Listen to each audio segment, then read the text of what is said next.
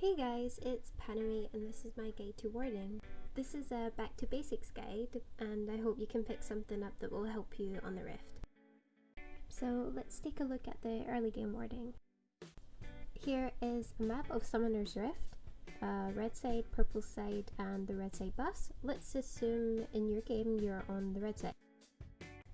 The yellow dot represents trinket wards and I usually place mine in the tri-brush.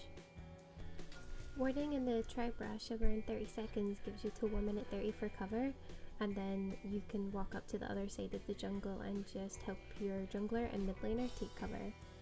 This is just a standard way of warding just to make sure that your jungler is not going to get behind really early in the game.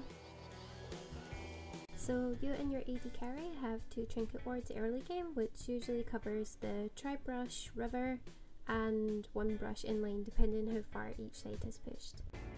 You should try and keep river warded if you're against any jungler like Lee Sin or Jarvan, as they can hop into the river using their abilities. So early game you're hoping that most of these places are covered by bot lane trinket wards and mid. Let's take a look at mid game wards. The green represents your sightstone wards, which can hold 4 charges. You would replace your trinket ward into a sweeping lens as soon as you have your sightstone, because there's no need to use both. Using a vision ward in the tri-brush prevents any stealth junglers ganking behind you, as well as being able to see any mid laners coming down to bot lane, and it also gives you 1 or 2 charges left on your sightstone. The spare charges you have can be used if they try to clear any of your wards. These are typical dragon wards. If you are red side, you want to put some wards on the purple side jungle entrances, and if you're on purple side, you want to make sure that you have a ward over the dragon pitch on the red side of the jungle in case their jungler wants to try and steal it. Remember to sweep dragon before you start it, and you can always pull it out a little in case the jungler wants to try and steal it. Okay, let's look at late game warding. If you're winning your lanes and you're pushed up into their jungle, you want to make sure that you're warding the opposing team's jungle so you can keep up pressure safely. If you are behind, you want to ward up as much of your jungle as possible so you can see where the enemy is and if any objective is being contested.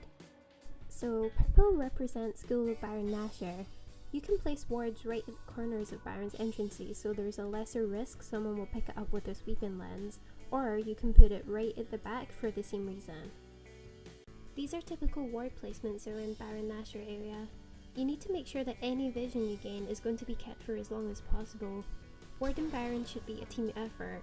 It's such a horrible feeling when you have all these good wards around it and then it gets taken away in seconds because your team is scattered.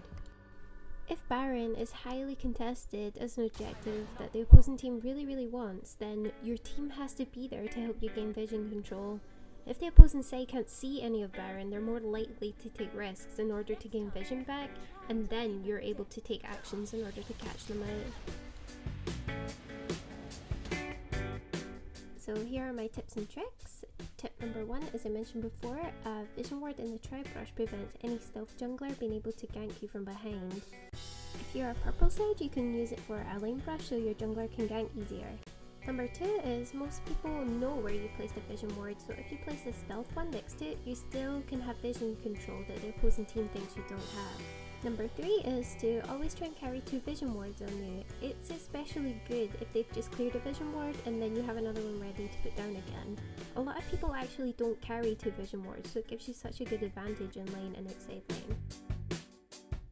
And number 4, please don't go warding on your own if you know that it isn't safe. Remember, it's a team game. Ask for help when you're warding places that are really high risk.